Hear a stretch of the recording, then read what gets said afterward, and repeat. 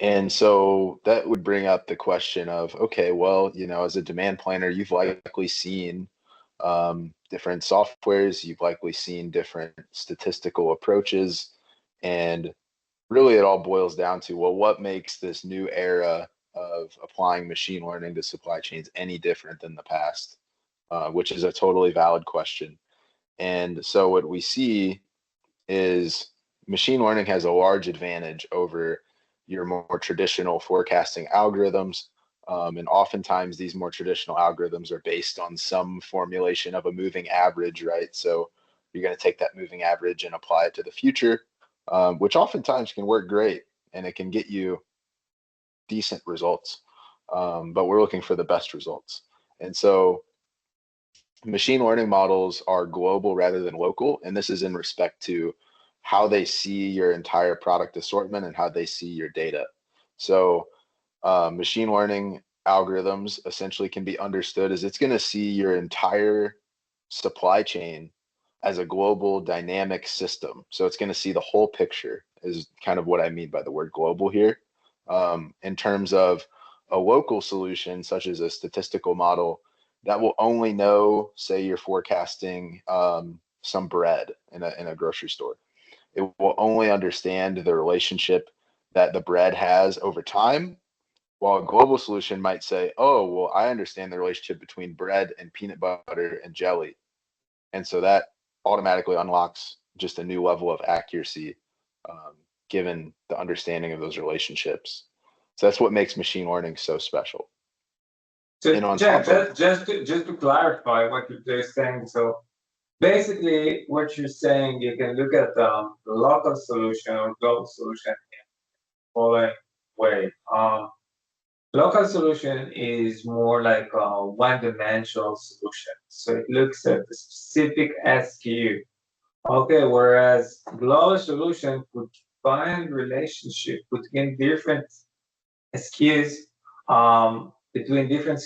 and actually find good correlation that wasn't evident whatsoever in the local solution. Is that fair to say?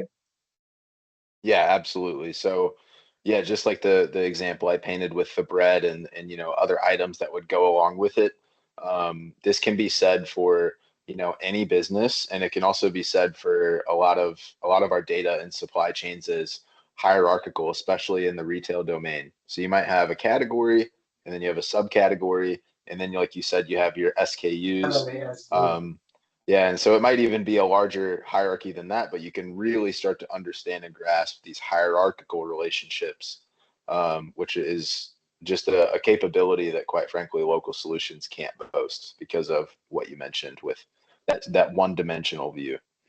So yeah, we really do expand our look and our outlook, I guess, on the entire forecast when we can forecast essentially an entire dynamic system rather than a single item in that system.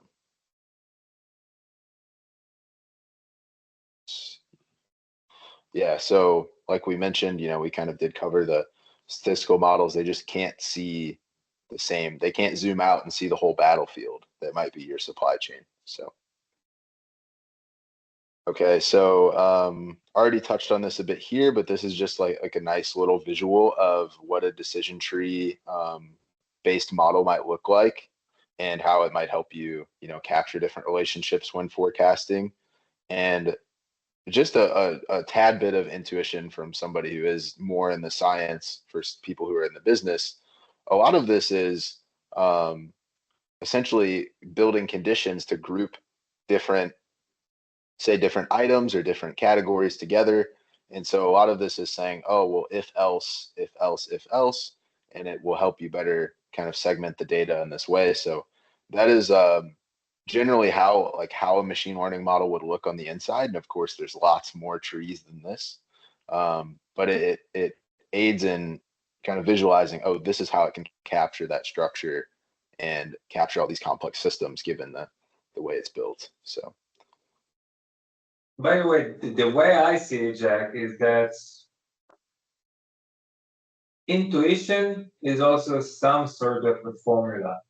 And intuition, if you really try to understand it, you can really simulate it as a decision tree. Okay, Mm-hmm. because what it really happens, think about the process in your brain. What you're doing, you're basically you're asking your brain in milliseconds. It asks questions. As you said, if else, if that, I'll do that. If this happens, I'll do that. So, and that is almost how intuitions work. So basically what machine learning does, it really tries to capture the way we're thinking. Basically, we're human. We created those algorithms and so on. But I think it's an amazing example because we should understand that things are interconnected in the supply chain. Nothing stands alone. Mm-hmm.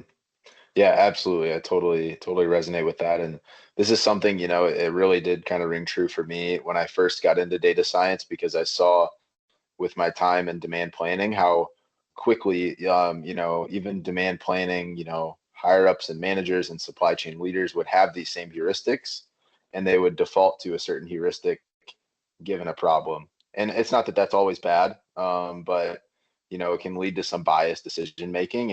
And when you introduce these advanced tools, you can kind of pull that bias out of the forecast. But you would see, for example, which we're going to describe some solutions. But say the price drops, they would say, oh well, the demand has to go up, which that could or could not be the case, right? There's many factors going into that. But it's just it's an interesting exercise to think about. So I agree. Amazing.